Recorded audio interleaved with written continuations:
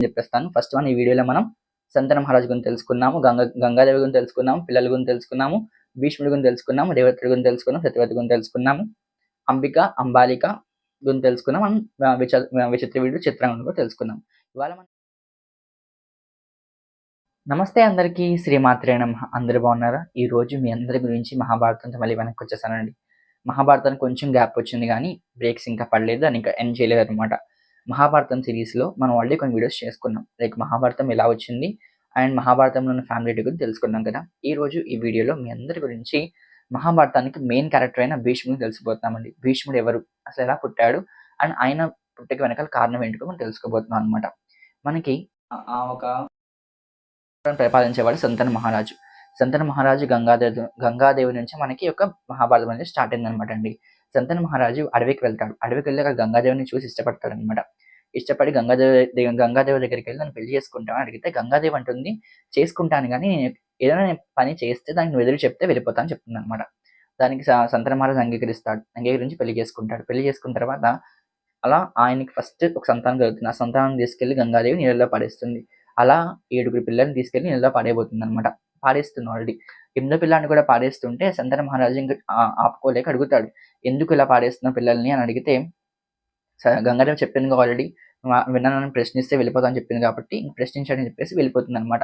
ఆ పిల్లాడిని తీసుకొని వెళ్ళిపోతుంది. కానీ కొడుకు పోయిన బాధలో ఈ యొక్క దేవదత్తుడు దేవదత్తుడు కాదు శంతన మహారాజు బాధతో ఉంటే ఈ యొక్క గంగాదేవి ఏం చేస్తుందంటే ఆ దేవదత్తుడిని తీసుకెళ్లి శంతన మహారాజు దగ్గర అప్పచెప్తుందనమాట అండి.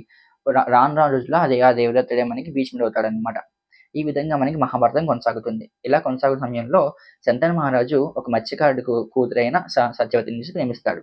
దానికి అడుగుదామని వెళ్తే సత్యవతి తండ్రి అంటాడు, నేను నీకు పెళ్లి చేస్తాను గానీ నీకు నా కూతురు పుట్టబోయే పిల్లలే నీ యొక్క రాజ్యానికి రాజు అవ్వాలని కోరుతాడనమాట.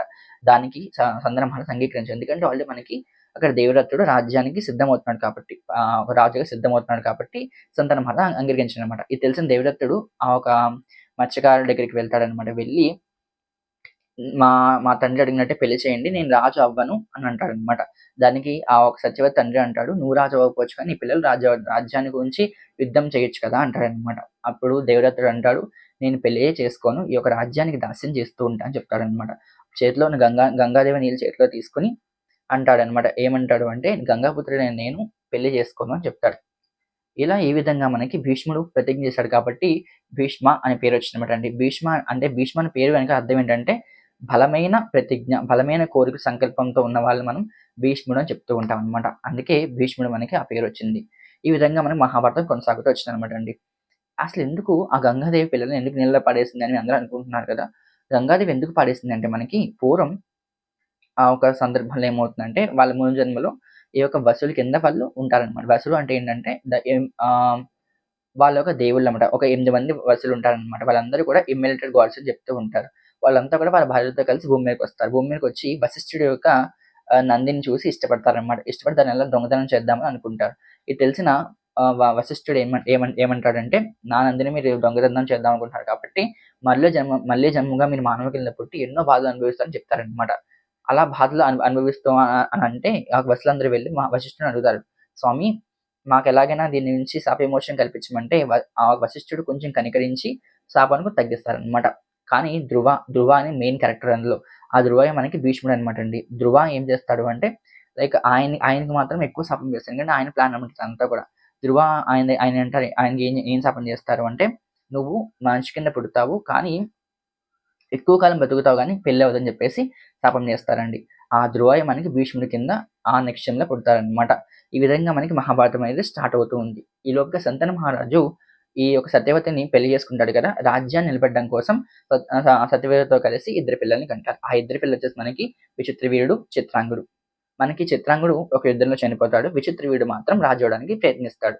కానీ విచిత్రవీరుడు చాలా తక్కువ బలం ఎక్కువ ఉండదనమాట. చాలా బలహీనుడనమాట అండి. ఆ విచిత్రవీరుడిని తీసుకెళ్ళి ఒక కాశీ పట్టణంలో ఉన్న స్వయంవరానికి వెళ్తారనమాట. అక్కడికి వెళ్తే విచిత్రవీరుడిని చూసి అందరూ కూడా ఎగతాళి చేస్తూ ఉంటారు. ఏంటి వీడు కూడా ఈ యొక్క స్వయంవరానికి వచ్చేసాడని చెప్పేసి అందరూ ఎగతాళి చేస్తూ ఉంటారు. భీష్ముడికి కోపమొచ్చి ఏం చేస్తాడు అంటే నన్ను ఎదుర్కొని మీరు ఈ యొక్క రాజ్యానికి మీరు స్వయంవరంలో పాల్గొంటున్న అంబిక, అంబాలిక ఇద్దరిని మొత్తం ముగ్గురిని కూడా తీసుకెళ్ళిపోతాడంట. అంబ, అంబిక, అంబాలిక ముగ్గురిని కూడా తన తీసుకెళ్ళిపోతాడనమాట అండి. కానీ అంబకి మాత్రం ఈ యొక్క విచిత్ర వీడిని చేసుకోవడం ఇష్టం ఉండదు. ఎందుకంటే అంబ ఆల్రెడీ ఇంకొక రాజుని ప్రేమించిందనమాట. అంబిక అంబాలికని మాత్రం తీసుకొని వెళ్తాడు. అంబిక అంబాలిక చేసుకోవడం ఇష్టం కాబట్టి విచిత్ర వీడికి అంబిక అంబాలికని ఇచ్చి పెళ్లి చేస్తాడు. కానీ అంబ మాత్రం చేసుకోవడానికి ఇష్టపడదనమాట అండి. అంబ అంటే మనకి కాశీపట్నంలో ఉన్న ఆ రాజు యొక్క కూతుర్లనమాట. అంబిక, అంబాలిక, అంబ. ముగ్గురు కూతుర్లు ఇద్దరిని విచిత్ర వీడికి ఇచ్చి పెళ్లి చేస్తారు. కానీ అంబకి మాత్రం ఇష్టముండదు. చెప్పాను కాబట్టి. తర్వాత అంబ ఏం చేసింది? అసలు అంబ క్యారెక్టర్ వెనకాల కారణం ఏంటి? ఆ అంబ వల్లే భీష్ముడికి మరణం ఉందా? ఇవన్నీ కూడా మనం నెక్స్ట్ వీడియోలో మాట్లాడుకోబోతున్నాం అనమాట. అసలు అంబ గురించి మొత్తం డీటెయిల్‌గా మీకు ఎక్స్‌ప్లెయిన్ చేయబోతున్నాను. And stay tune. ఎందుకంటే నెక్స్ట్ వీడియో చాలా ఇంట్రెస్టింగ్‌గా ఉండబోతుంది. కొంచెం స్టోరీ అంతా కూడా చాలా ఇంట్రెస్టింగ్ స్టోరీ ఉండబోతుందనమాట. కొంచెం మీకు లైక్ హడావిడిగా చెప్పానని నేను అనుకుంటున్నాను. ఎందుకంటే వాళ్ళు చాలా వీడియోస్ చేయాలనమాట. నాకు టైం లేదు యాక్చువల్‌గా. సో, అందుకే మీకు కొంచెం స్పీడ్‌గా చెప్పాను అనుకుంటున్నాను. బట్ క్లారిటీగా మీకు నెక్స్ట్ వీడియోలో ఇంకొంచెం క్లారిటీగా ఎక్స్‌ప్లెయిన్ చేయడానికి ట్రై చేస్తాను. ఇది మహాభారతం అంటే కొంచెం టెన్షన్ వస్తుందనమాట. లైక్ ఎట్లా చెప్పాలనేసి నాకు క్లియర్‌గా చెప్పడానికి ప్రయత్నిస్తున్నాననమాట అండి. సో, నెక్స్ట్ వీడియోలో ఇంకా బాగా చెప్పడానికి ట్రై చేస్తాను. ఇప్పుడైతే వీడియో ఎండ్ చేసేస్తున్నాను. అండ్ ఆల్సో ఎవరైనా ఇప్పటివరకు మన ఛానెల్ సబ్స్క్రైబ్ చేసుకోండి. లైక్ చేయండి, షేర్ చేయండి, కామెంట్ చేయండి. And me friends and family కూడా షేర్ చేసేయండి. శ్రీమాత్రే నమః. జై శ్రీరామ్. అందరూ బాగుండాలి. అందరూ మనం కూడా ఉండాలి. ఈరోజు మనం ఏం తెలుసుకున్నాం అనేది కొంచెం లాస్ట్ గ్లిమ్స్ కింద చెప్పేస్తాను. ఫస్ట్ వన్ ఈ వీడియోలో మనం శంతన మహారాజు గురించి తెలుసుకున్నాము. గంగాదేవి గురించి తెలుసుకున్నాము. పిల్లల గురించి తెలుసుకున్నాము. భీష్ముడి గురించి తెలుసుకున్నాము. దేవతల గురించి తెలుసుకున్నాం. సత్యవతి గురించి తెలుసుకున్నాము. అంబిక, అంబాలిక గురించి తెలుసుకున్నాం. విచిత్ర వీరుడు చిత్రాంగద కూడా తెలుసుకున్నాం. ఇవాళ మనం ఈ వీడియోలో 10 క్యారెక్టర్లు తెలుసుకున్నామండి. ఈ 10 క్యారెక్టర్లు మీకు ఏ క్యారెక్టర్ అంటే ఇష్టం ఉంటుందో కామెంట్ సెక్షన్‌లో తెలియజేయండి. శ్రీమాత్రే నమః. జై శ్రీరామ్.